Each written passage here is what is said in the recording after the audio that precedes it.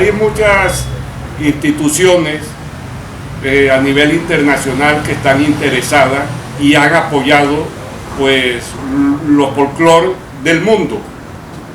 Hablar de Jacobo Solano es hablar de un artista polifacético. Yo me considero una persona creativa, una persona que le ha aportado a la cultura desde diferentes enfoques.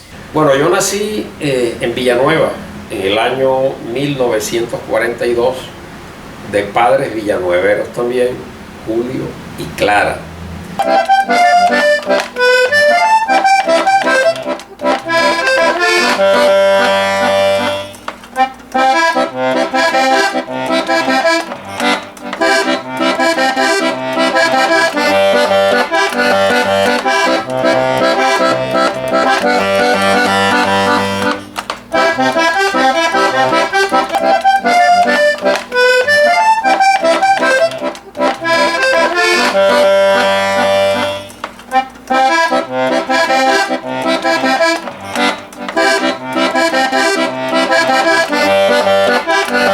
Bueno, mis raíces las encontramos a partir de unos archivos audiovisuales fotográficos que tiene mi padre, el cual los adopté. A partir de ahí entro a trabajar y a conformar parte del Sistema de Información de Patrimonio Audiovisual de Colombia, de la Dirección de Cine, que hoy es Dirección de Audiovisuales, Sonoro y Interactivo. Ahí comenzamos a hacer un trabajo de recopilación y localización de acervos audiovisuales. Entre comillas, son fotografías, videos, filmes, pinturas, dibujos, alegóricos al folclore y la cultura de la música vallenata.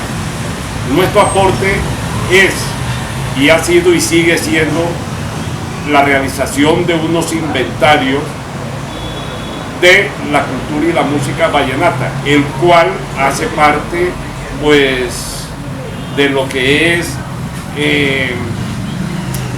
el patrimonio audiovisual de Colombia, de la memoria de la cultura y la música vallenata, no solamente de la ciudad de Valledupar, sino del Magdalena Grande y de la región Caribe. Y aún podemos ampliarla más porque el vallenato ha trascendido a otros países como México, en el mismo Inglaterra, en Estados Unidos, en España, Francia, ya existen festivales vallenatos. Allá vamos a intervenir también esos aportes audiovisuales de las realizaciones de esos eventos catalogados con la música tradicional vallenata.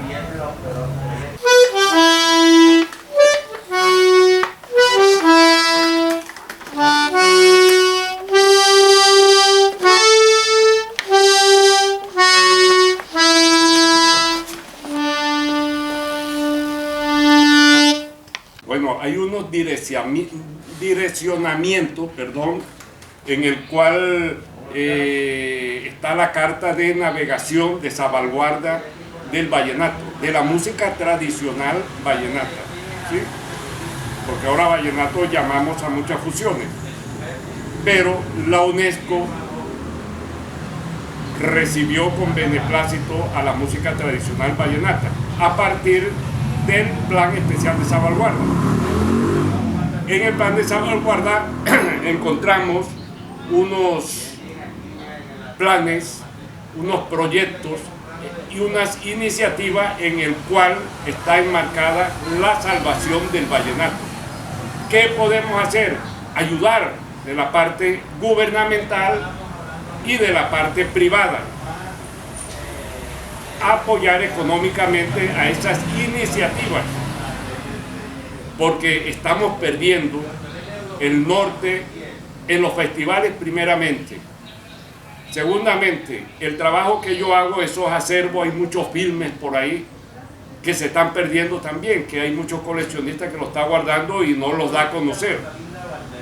En segundo lugar, lo que tenemos que hacer es mayor producción fílmica, fotográfica, que sean magistrales y hechas por profesionales, ¿sí?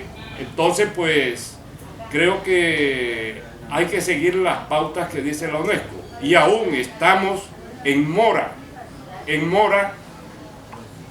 de realizar la segunda revisión para pasar el informe que pide la UNESCO de esas iniciativas que tiene el Plan Especial de Salvaguarda, porque no lo están apoyando, no están apoyando esa iniciativa. Entonces, pues, eso es lo que tenemos que hacer, nada más.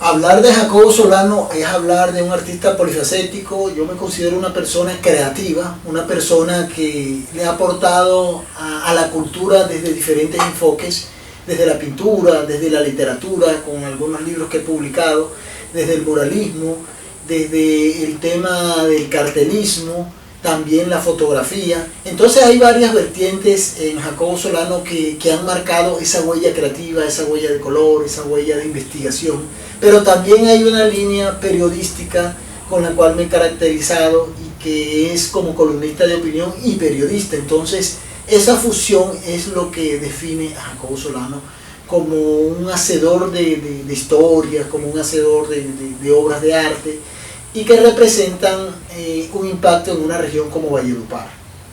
Sobre el folclore vallenato, bueno, sobre el folclore vallenato yo tengo que contar muchas cosas, es vivencia, es anécdotas. Yo nací aquí en Valledupar, nací a 3 cuadras de la Plaza Alfonso López, me crié con todos esos acordeoneros jóvenes, porque yo los juglares casi no los conocí, pero sí con el Cocha Molina, con todos los hermanos Zuleta, vecinos míos. Santander Durán Escalona, vivo al frente de mi casa, a 3 cuadras de la Plaza Alfonso López presencié todos los festivales, y de ahí me nació ese interés por proteger y por luchar por el folclore. En cuanto a libros, bueno, los libros que he publicado he hecho diferentes temáticas. Presenté un libro que se llama La maldición de Fiorello Moratti, una novela, realismo mágico, una historia de inmigrantes italianos en la península Guajira. El libro del río Guatapurí en medio ambiente, Los Totumos Mágicos, una serie de cuento infantil.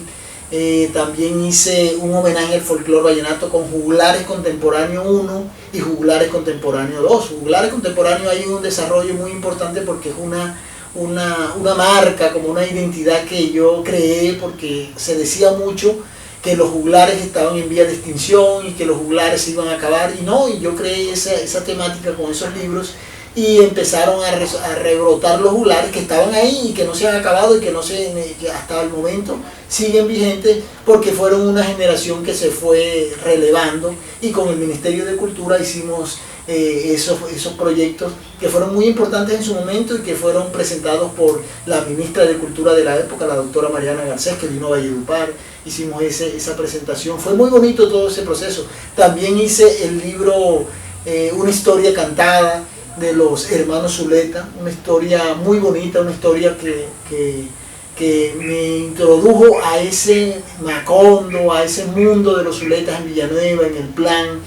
Fuimos conociendo toda esa historia de esa dinastía, una dinastía muy grande, una dinastía que evoca los recuerdos, pero que evoca la tradición, que evoca el folclore, que evoca las canciones del viejo Emiliano, de la vieja Sara, después sus hijos, Toño Sala, su hermano, o sea, en fin, Simón Sala, también después la otra generación como Emiliano, como Fabio, como Poncho, Mario, o sea, ahí hice un retrato en ese libro, fue muy importante, y se llama un homenaje a los hermanos Zuleta, una historia cantada.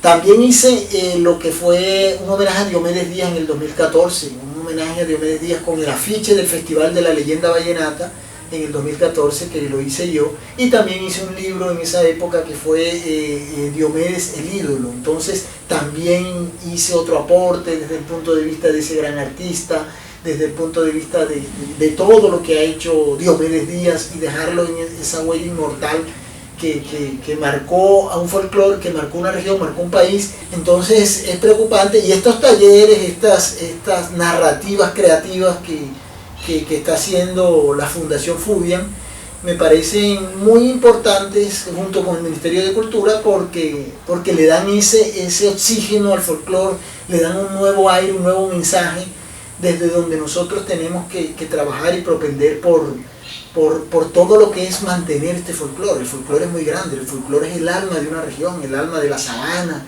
el alma de la Guajira, el alma del Cesar, el alma de Valledupar. Entonces tenemos que tratar de concebir qué podemos hacer más por el folclore, y estos episodios, estas narrativas, son muy importantes porque le van dando esa orientación a la gente de que hay que preservar el folclore y de que hay que luchar por este folclore bello, por la caja, la guacharaca, el acordeón. Esto nos ha dado mucho y no podemos dejarlo escapar así por desconocimiento de una nueva generación que no se ha apropiado como es de esta tendencia musical.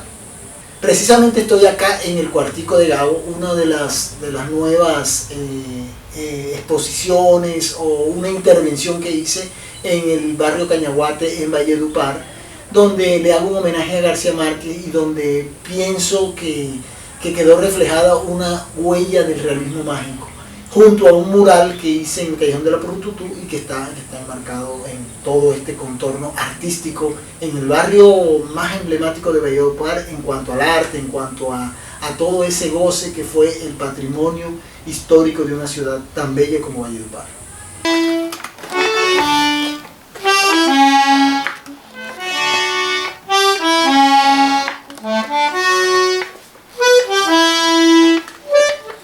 Bueno, yo nací en Villanueva en el año 1942, de padres villanueveros también, Julio y Clara. Viví algunos años de la infancia en Villanueva. Después nos fuimos a Barranquilla. Mi papá era trabajador de lanza, y estando en Barranquilla por primera vez sentí la cercanía de un acordeón. Un hermano materno de mi mamá, Rafael Enrique Daza, el primer acordeonero y compositor notable que tuvo Villanueva, llegó a la casa un día amanecido con un acordeón negro que tenía un pájaro pintado. Mi mamá se disgustó y echó al tío Rafael Enrique de la casa. Yo recuerdo que él se fue llorando, muy triste por el recibimiento pues que le habían dado, pero a mí no se me olvida ese acordeón, cómo sonaba en esa mañana y la forma como él lo tocaba tan fácil y tan... aquello para mí fue algo muy bonito. Yo me fui a estudiar después al interior y en Ibagué la nostalgia por el terruño, la nostalgia por un acordeón me hizo meter en la cabeza que yo debía comprar un acordeón y aprender a tocar. Y por allá en el año 63 se presentó Víctor Soto con el conjunto de los universitarios, con Pedro García, con Pablo López, con Esteban Salas, e hicieron unas presentaciones allá en Ibagué.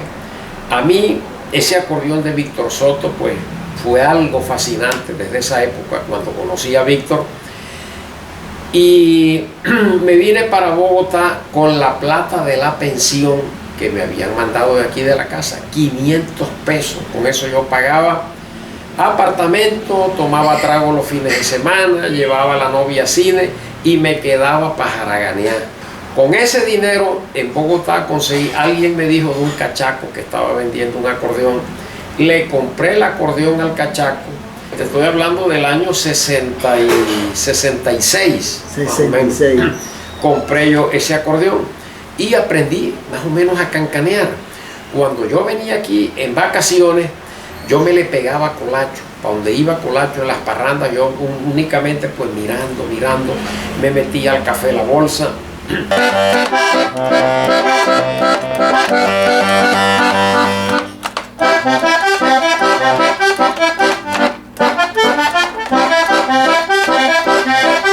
Cuando se accidentó el avión de TAC, y a mí, no sé, empecé pues como a acordarme y se me dio por hacer la canción.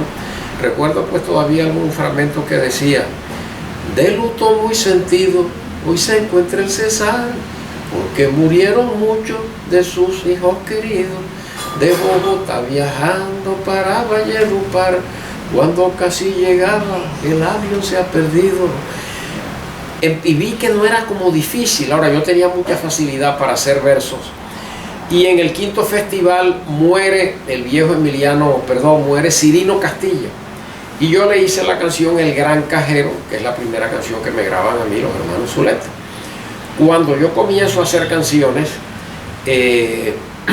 y veo que realmente pues no era difícil, yo recuerdo que el maestro Escalona me oyó en algún momento y me dijo: sobrino, le digo, pariente, usted tiene idea, pero cuando vaya a hacer una canción, diga algo, comience y termine con una pequeña historia, no deje nada en el aire, tiene que finalizar y trate pues de ser original, de decirlo a su manera, sin copiar a nadie. Yo confundido como pasa el tiempo, yo confundido como pasa el tiempo, como las nubes que vienen y van, a un largo viaje donde no hay regreso, siempre adelante sin poder parar, inexorable sigue su camino, dejando huellas que quizás serán, en el mañana echadas al olvido, porque murieron al haber nacido, como en la noche la estrella fugaz, en el mañana echadas al olvido, porque murieron al haber nacido, como en la noche la estrella fugaz. Pero una mujer que nos da su amor de verdad, dulzura de miel que nos da la entrega total, nos deja grabadas para siempre en el corazón, huellas de noble sentimiento, resistiendo el paso del tiempo y de grata recordación, huellas de noble sentimiento, resistiendo el paso del tiempo y de grata recordación.